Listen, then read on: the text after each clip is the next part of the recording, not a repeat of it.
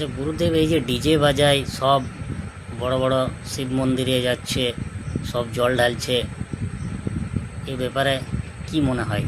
সংস্কৃতিটাকে তো নষ্ট হয়েছে মনে হচ্ছে। হ্যাঁ, ওটা দুদিন ওই একদিন ফুর্তি উড়াবার জন্যে একটা ডিজে করে যে আমরা 10,000 দিয়ে এনেছি, ওরা 10,000 দিয়ে এনেছে, আমরা 15,000 টাকা দিয়ে এনেছি। নিয়ে একবারে হাটে যদি রুগীও থাকে তো সেও মনে হয় হাট ফেল হয়ে যাবে। আমরা দেখছি, কেউ তাদেরকে দেখছে না, আমরা বাজাতে বাজাতে যাচ্ছি।